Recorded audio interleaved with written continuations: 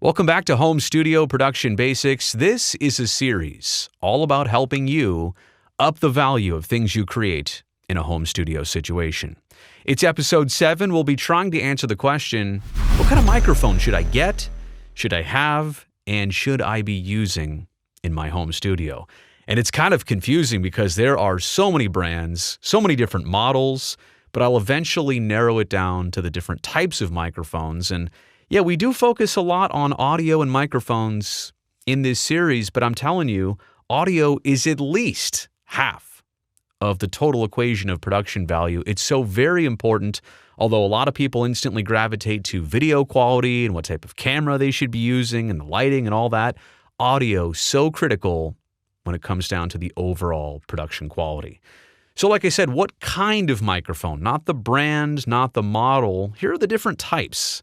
And these are most common in home studio situations. There's only a few more. I mean, I've literally named almost every type of microphone there is out there, between handhelds, lavs, headset mics, studio mics, like this one I'm using right here, and shotgun mics, which we will eventually get to. So let's first define each type of microphone, and then I'll kind of give you some pros and cons for each. A handheld mic, very obvious. You hold it in your hand, just like the Shure SM58. This one is extremely popular. I think it's okay. I've obviously used it. I'm also a big fan of the Sennheiser MD46. Look that one up if you really want a good handheld microphone.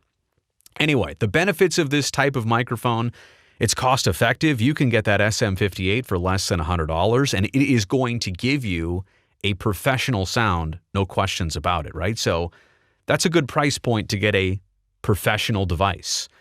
It's also very durable. It's going to stand the test of time. You could literally hammer a nail with that Shure SM58. I mean, don't try it and tell you I told you to, or say I told you to, but it's durable. It's going to travel with you just fine. You don't have to worry about throwing that thing in a bag and what it's going to look like when you pull it out. And obviously, yeah, too, because of its size, because of its build, a handheld mic is typically very portable. But there are some cautions with the handheld mics, beginning with the fact that you're holding it.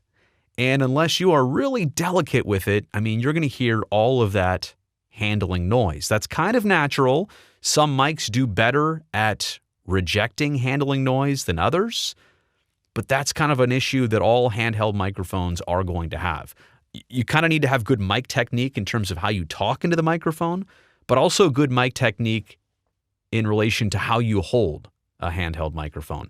And yeah, that's the second point here, guest technique. If you're having a guest on and all you utilize are handheld microphones, sometimes they're going to hold it 4 feet away or over here or over there. It's almost like some guests, they use a handheld mic like a wand. Like, I'll just point it over here for a while. I'll point. You got to hold it in the same place. And if you turn, it has to turn with you. So guest technique, critical to a handheld mic to really, to get it to sound right. So that's kind of a caution, is technique for yourself and everybody else using a handheld mic. Okay, then there's a lavalier mic. And this is pretty common in studio broadcasting situations, right? Every main news anchor, you see it right on their shirt or their blouse, whatever they're wearing. It's somewhere around the neckline. It's somewhere around the center of the body. And usually it's small and it's got a clip and it goes right on. So there are the benefits of this, right? You set it and you forget it. Like, this is on me. I don't have to touch it now. If I turn, it turns. If I look up, it's still there. I don't have to worry typically about it slipping or sliding. You can literally put it on, place it properly, and then you're done with it.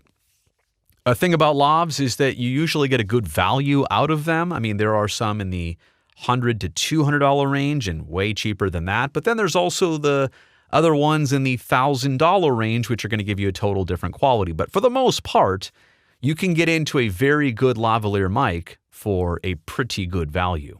And yeah, hands-free, set it and forget it. So now, I am talking into a studio mic here, but if I didn't have this, I can do anything I want with my hands in this video. If I'm doing a demonstration, if I'm doing some type of teaching or lecturing or writing things down or some type of work, my hands are free. Nothing to hold, nothing to worry about. I can move away from this mic, no problem.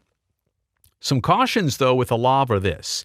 What I found over time is that usually it's a little bit of a lesser quality, and it's no disrespect to the lavalier mic, but it's tiny. And it has a tiny capsule, and it doesn't matter if it's a dynamic a lavalier mic or usually they are condensers, but they just have a small capsule. They don't hear sound the same way a large diaphragm condenser does. So there is that. And then there's the other part of it. You could have a lav, a lot of times like I do, as part of a wireless system. So the lavalier mic goes down your shirt, wherever, and then it's on a hip pack.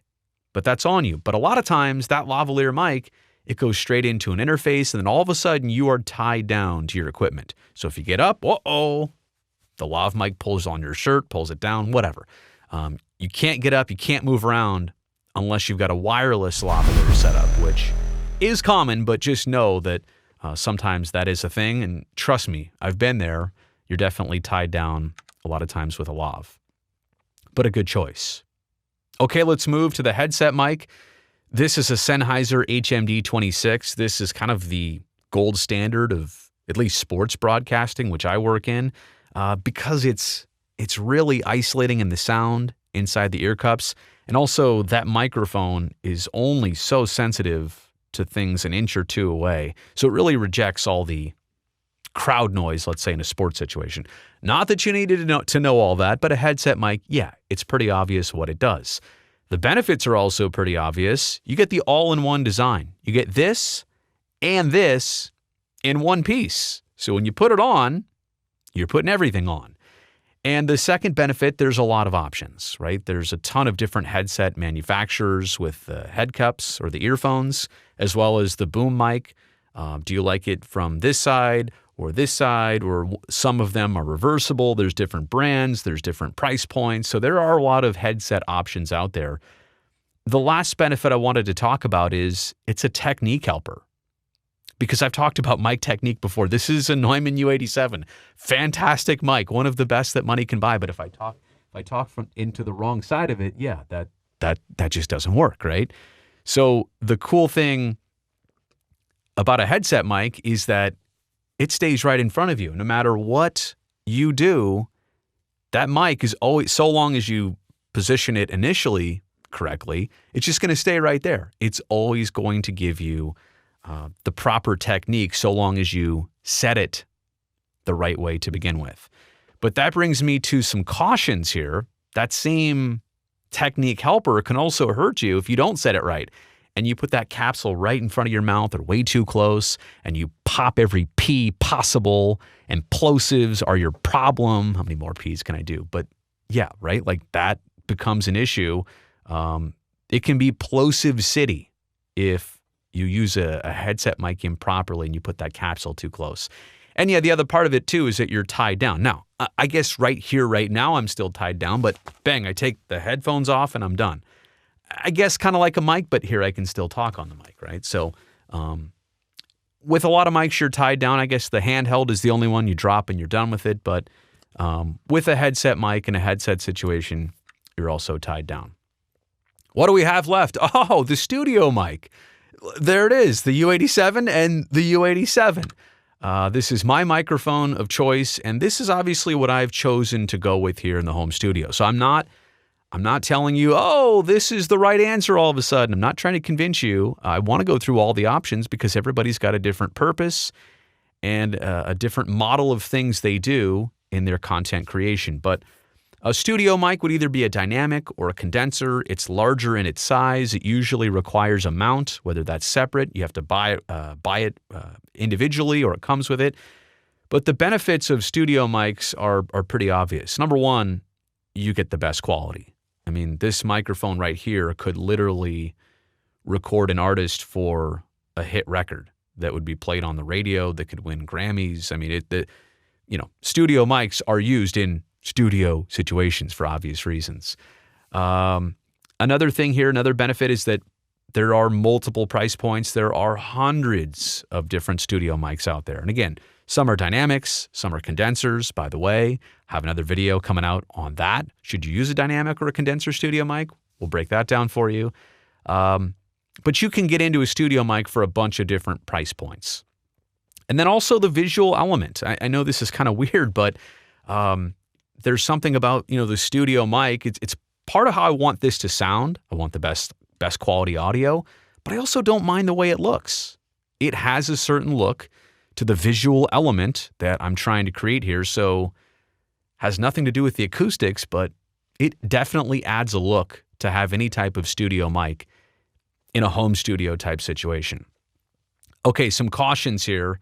Number one, if you're going to get this type of microphone, you definitely need a boom arm. Now, for the same situation before, that handling noise I talked about with a handheld mic, what if I mean, you hear all that? It pains my ears to do it. But also, as I tap this desk, I mean, you hear my hands on the desk, but you don't hear that noise on the microphone. And that's because this mic is shock mounted on this boom arm here, the Rode PSA-1. It's good for two reasons. Number one, I can adjust this,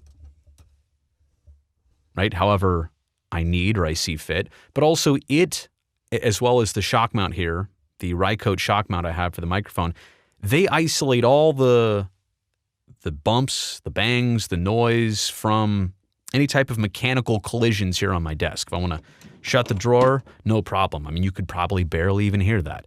So you have to put the mic on a shock mount, and you typically have to put a studio mic on a boom arm. I mean, there's kind of no question about it, to be honest with you. And then the last thing here is you definitely need a treated room for a studio mic. You cannot afford to, well, I should say this, especially with a condenser mic, you need to have a space that is acoustically treated. If I took this microphone and used it in my bathroom, my bedroom, kitchen, family room, it's going to sound terrible, right? And it costs a pretty penny. Dynamics too. I don't want to take dynamics out of this, but pretty much any studio mic is going to give you such a resolution and such a clarity, but especially the condensers, that if you get one of these, they're typically a condenser, they're going to hear everything, and it all starts with your room. I mean, literally the best mic in the world is not going to stand up to a terrible room and make your audio sound any better. So I just want to point that out, that it is something to be cautious of. The room you're going to put this in, very important if you're going to go the studio mic direction.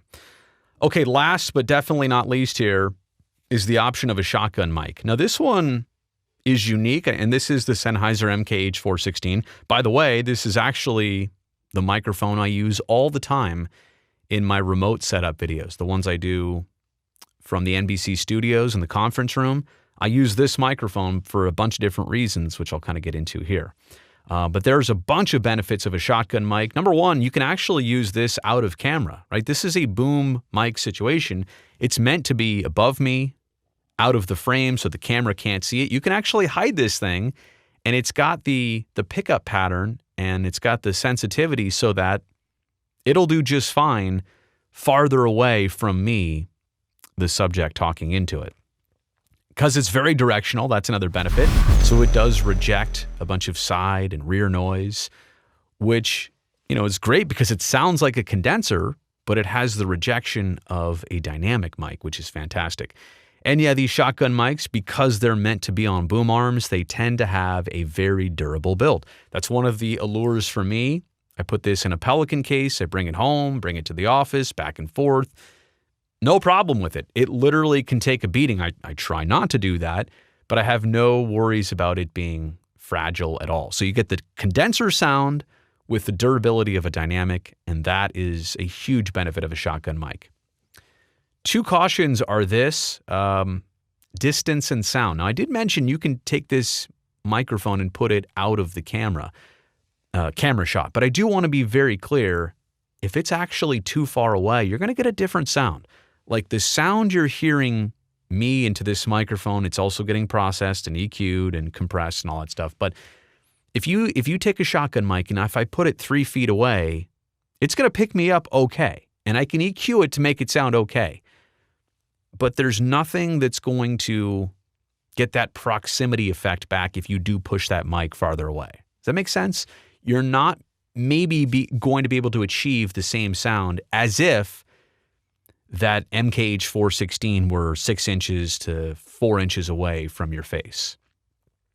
And then another caution is gain structure, right? If you do want to put it that far away, if that is something you're interested in, you're obviously going to have to gain up a little bit more, and you're also going to introduce a little bit more noise, potentially more hiss from that microphone. Now, don't get me wrong.